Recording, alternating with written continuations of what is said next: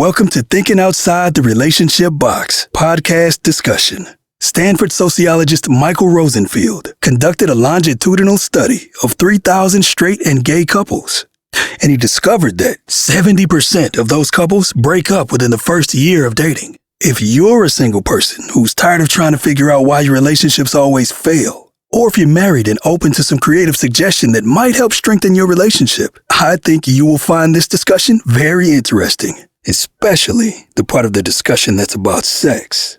Sherry and Wayne Howard, a married couple who has experienced the highs and lows of dating during their 42-year relationship, will be leading our discussion. Now, Sherry and Wayne both have college degrees in sociology, and Sherry is a behavioral health specialist at Lake Erie College of Osteopathic Medicine. Please join me in welcoming Sherry and Wayne Howard to lead our discussion on thinking outside the relationship box. Hi, my name is Sherry, and this is my husband, Wayne. Hello. People are usually surprised when we tell them that we have been together for 42 years.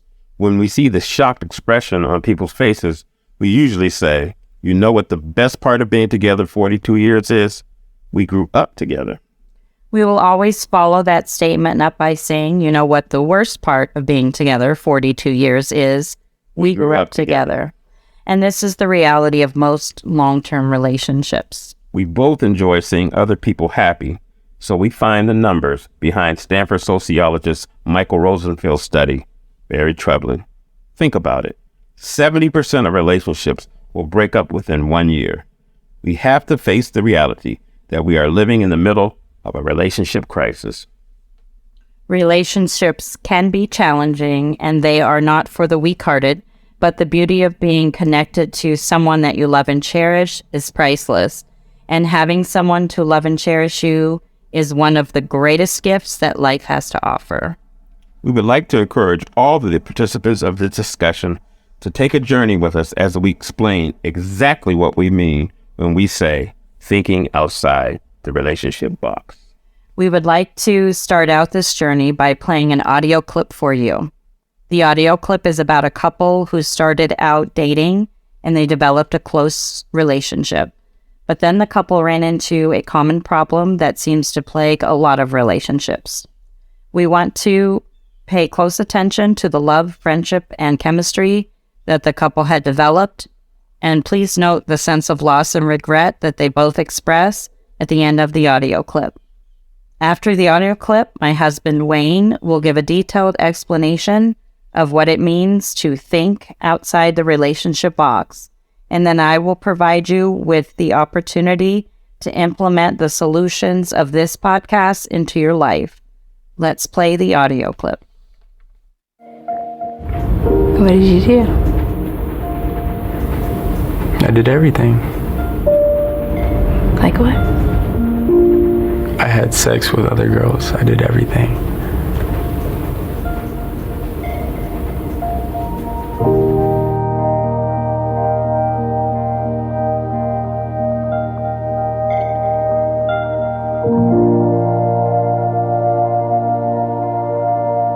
We met in school, we met in college, we met in class, and you really didn't like me. No, I didn't like you at first. A couple years later, we moved into like the same apartment complex, and the first day we both moved there, we like met on the elevator again. It was like a reunion. And then you offered to bring my groceries upstairs. And yeah, we spent a lot of time together. Like every day. I would say that you were my best friend. Yeah, me too.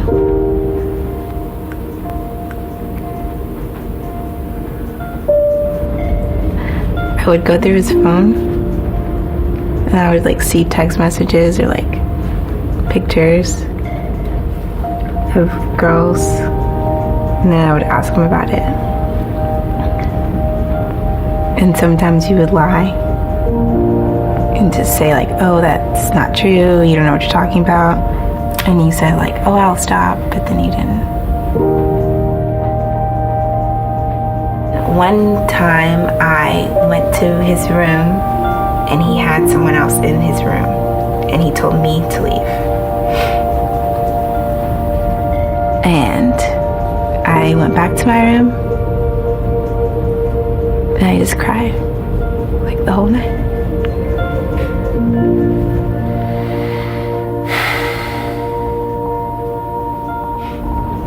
And then I think I went like a little while without talking to you.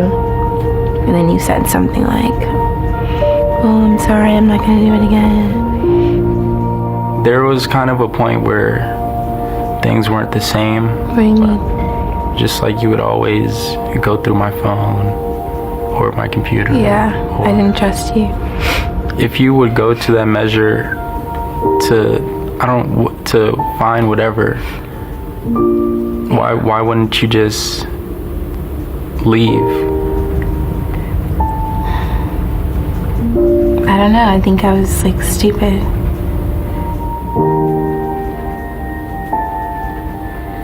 How many times did you cheat on me?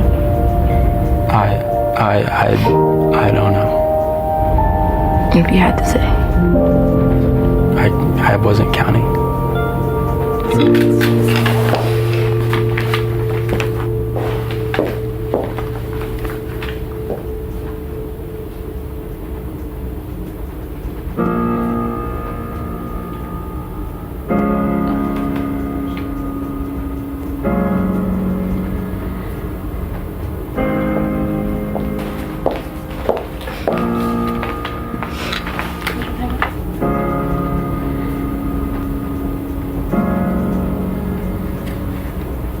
It had more to do with me just not being able to commit. Why not? Because at the time I didn't want to. I think just sometimes we're not on the same page. Yeah. I think that's true. There's nothing that you could have done differently that I think would have prevented it. I think that you did everything that you needed to do to be a good girlfriend, and I was lucky to have someone like you. I don't think you're a bad guy because he cheated. I forgave you. Why?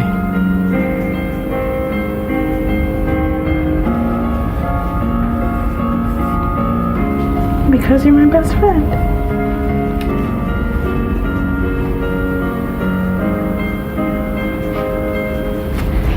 But it was hard. I think we're like in the first stage of moving on. Yeah. I think we both kind of accepted for the first time that it's really over. I couldn't, like, today I couldn't see, like, my life without you. But I don't know. I feel like you hurt me a lot, so. Listening to this young couple's relationship shatter is very painful. At first, you hear in their voices how connected they had become as they described themselves as best friends, and they talked about some of the joyful, shared, and passionate and intimate times that they spent together. But then something changes. One of the partners becomes attracted to someone else outside their relationship, and this action shatters the previously perfect, growing, healthy relationship. Because sex and attraction to other people outside our current relationship often plays a major role in destroying relationships, we would like to turn the focus of our podcast discussion to the topic of sex and the taboo of attraction. When we consider the role that attraction plays in most of our lives, we seem to be caught up in a swirling, violent storm of contradiction. We like the people that we are attracted to because they make us smile and feel warm and fuzzy inside. And we love feeling attractive to other people because it makes us feel vibrant, sexy, and alive.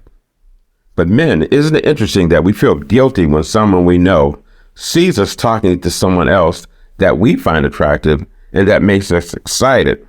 You feel exposed and ashamed, like you are guilty of violating the trust of your relationship. And ladies, you would never admit that the dress that you wore with the split in it to show off those newly sculpted legs is meant to entice your man and other men that we enjoy catching their attention.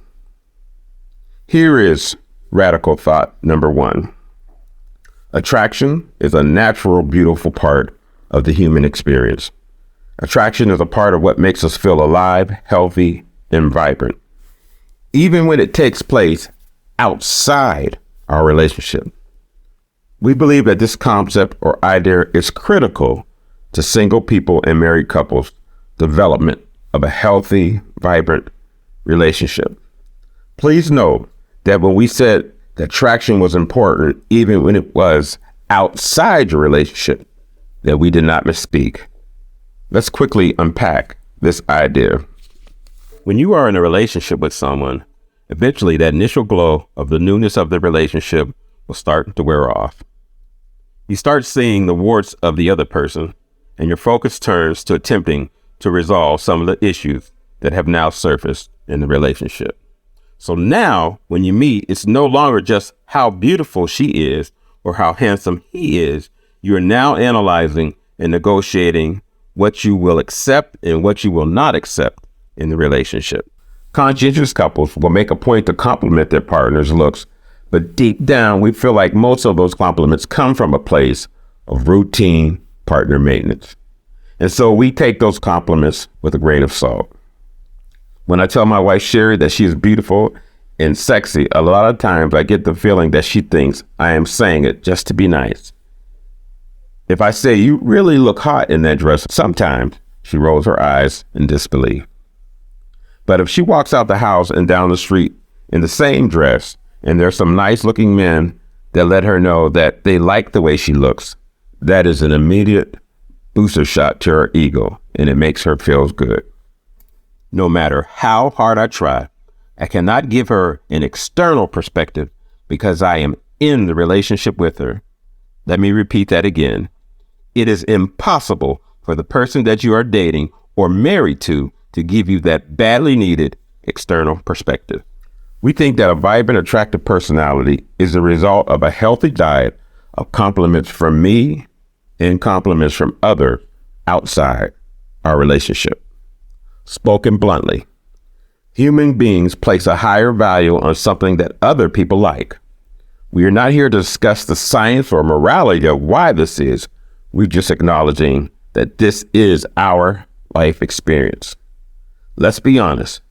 Deep down, it turns us on when someone else finds our partner attractive, unless we perceive that person to be a threat to our relationship.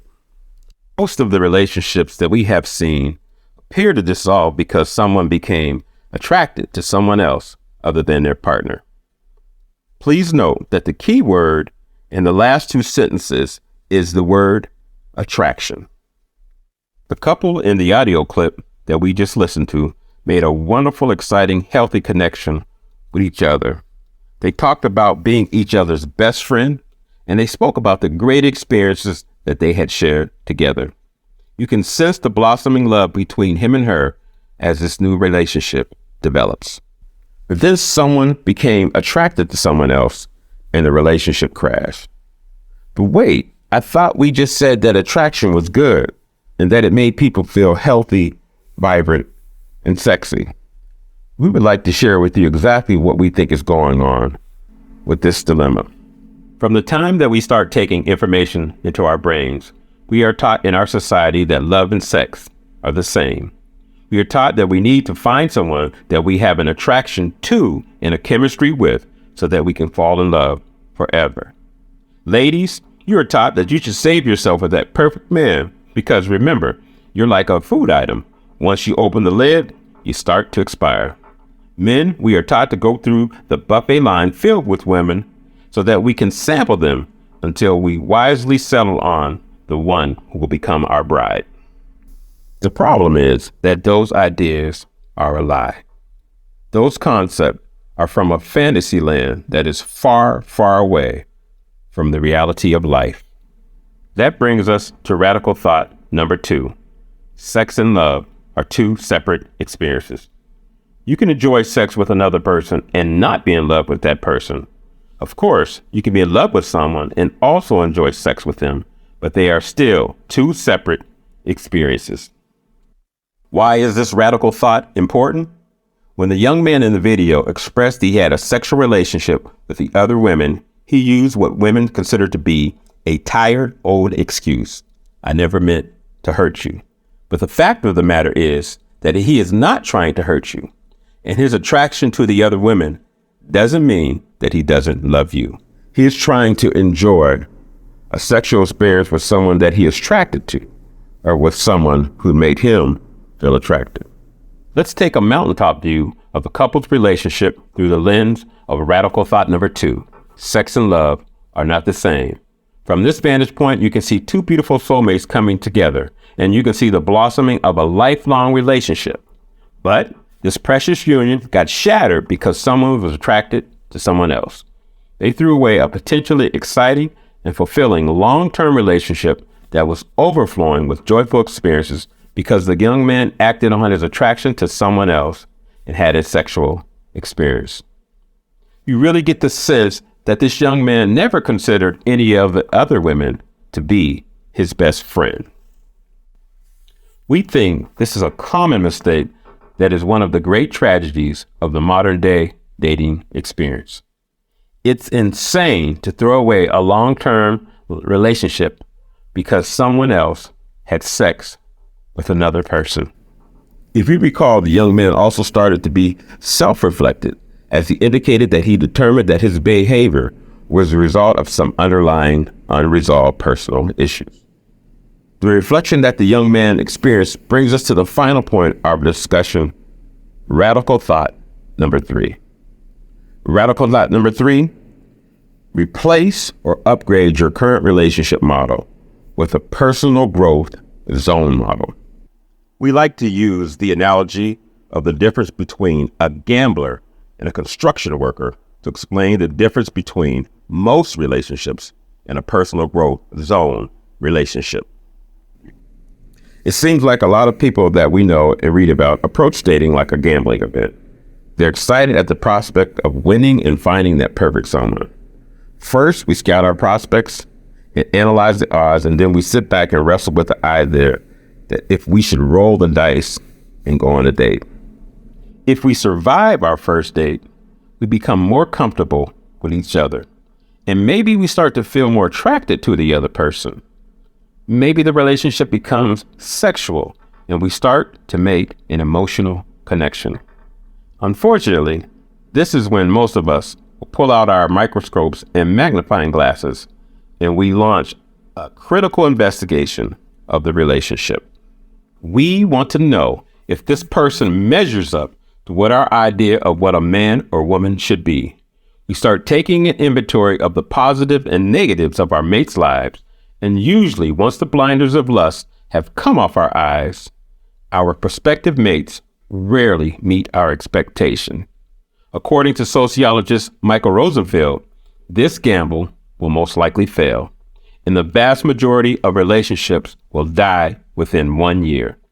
They say that the definition of sanity is to repeat the same thing over and over again and then expect a different result. We would like to suggest a different model of dating, the personal growth zone model. Under the most common relationship model, the couple's relationship is viewed as a 50-50 negotiated compromise.